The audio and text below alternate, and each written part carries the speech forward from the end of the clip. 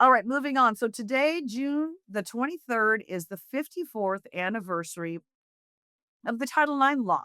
This was the one that guaranteed girls would have equal access to the same opportunities in school, in the workplace, in educational scholarships, and of course, in sports.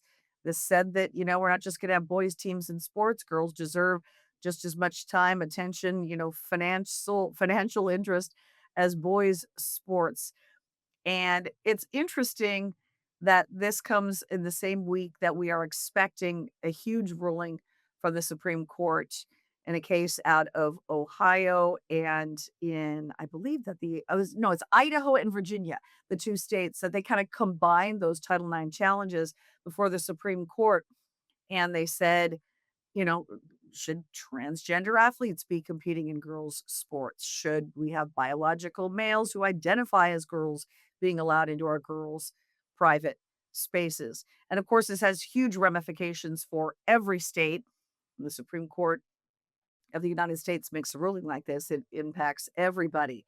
And I wanted to revisit part of an interview that I had with the Office of Superintendent of Public Instruction, Chris Reykdal, back in early February. I had a chance to sit down with him and he granted me, it was about 25, 30-minute long interview one-on-one where I asked him a lot of questions about this because he's pushed back with a directive to the 295 public school districts in the state of Washington that says, don't, don't agree with the federal directive. You don't have to say that only girls can be in sports. If boys identify as girls, you have to allow them to compete. A lot of school districts have pushed back on that and said, no, we're not going to comply with that. We're going to comply with the federal directive. So they've faced some threats from OSPI. So I asked Chris Reykdal about that and specifically asked him on his continuing resistance to comply with Title IX. I want to ask you because the Republicans held the listening sessions on Tuesday on the two initiatives. I know I was told that you were invited and some other folks that are in opposition to the initiatives, but why did you opt not to go? Well, I don't think we were invited to those, but I was told your office was invited. I think they did a general, they put a big thing. Everyone come, but it was their rally. Well, I'm not talking about the rally, but the listening sessions afterwards, which, because the bills aren't getting hearings, there were a lot of folks there. Might that have given you an opportunity to sort of hear from some of the folks that I've heard? We get lots of feedback from folks. Okay. And I've read the initiatives and we're very familiar with them and they're similar content of the initiatives prior and the testimony last year. Listen, these are going to the voters, which is, I think, what the sponsors wanted. They want these to go to the voters because they're confident they're going to pass. That's exactly what they're getting. And so they can keep fighting in the legislature whether to have hearings or not, but it doesn't change the fact that the voters know what's in these. And there's going to get ample time to look at all those. And there's going to be a vote on those and probably litigation. And so those have got their own path. What about the two girls that have been most vocal in the movement? I know they've asked and called you out, like, we want to meet with you, sit down and hear our story because they feel that they have been victimized in all of this. Have you considered meeting with them or would you be willing to sit down with them and just hear their story? Because, they've had impacts because of the policies. There's no role we have in trying to address what happened when one of them used a derogatory term or called out at somebody. Like there's something that happened in a local school district that's the local school district figure out. I meet with students all the time on both sides of this. I'm happy to. I am not aware that they have said we would like to come meet with you or have a video call with you. I'm willing to do that. Okay. To listen because I listen to everybody, Right. But it doesn't change the fact that there is an initiative out there that people are on both sides of and the voters are going to get to decide and then it's going to get litigated very likely. Right. So. Now, it was after my conversation with Chris Reykdal, Superintendent of Public Instruction here in Washington, where he agreed that he would meet with the two girls at the center of the fight.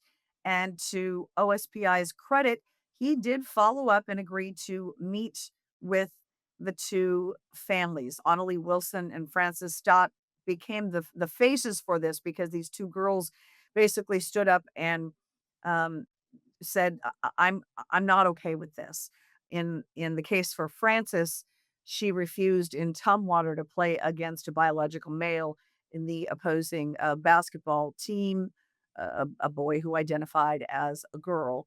And then in Annalee's case, she lost out on a state title in track because she ended up competing against a biological boy. She didn't know it was a biological boy at the time. And we've talked about any number of these cases, but these two girls really became the face of this. And they both told me in that meeting I had with them on April the 1st. We put the story up on April 2nd, a day after they had the meeting and sat down for the first time with Superintendent Chris Reykdal. And they explained to me why they felt it was so important to be public in this fight and really become the face of it, despite what it has cost them personally. I think we keep going because this is important to us, but also like it's important to show him that we're not just gonna back down because he wants to say something that this isn't gonna do anything or I can't do anything or that doesn't matter to us because I know that he can. So I will say for me, like, we know we're right. Like we know this is the truth. There are men and there are women, and men should not be competing in women's sports. And I think it's a lot easier to when you know you're doing the right thing to stay with it. All despite the backlash that people have given us, despite him being against us publicly, when we know we're right, it can help a lot. And I will bring up with faith, having God is such an important part of my life. And I know you as well. It's that can keep us going, having families and so many people. This isn't just us thinking this and having these feelings.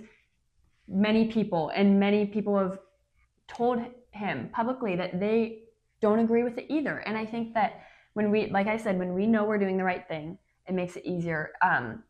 As children that we're saying this, and as a grown man who has a position of power in this way, that he's not doing anything, I think it makes me feel good at least to know that I am continuing on with this because he's not doing anything about it, so we might as well. So again, we anxiously await this ruling from the Supreme Court of the United States, one of the most highly watched and anticipated decisions to come out in the whole, transgender debate that we have been waiting for. So we expect that either tomorrow or Thursday. We were watching for it this morning to see if it would come down, and we will have reaction from these families when that reaction comes down. And then also want to remind you, of course, we've got the ballot initiative. We have IL 26 638, which is on this November's ballot put up by Let's Go Washington, asking Washington state voters, do you think boys should be allowed to compete in girls' sports? Do you think that biological boys who identify as girls should be in, your daughter's locker rooms and bathrooms and other private spaces? So voters are going to weigh in. But of course, the Supreme Court of the United States really has the final say on this, and we expect it to happen this week.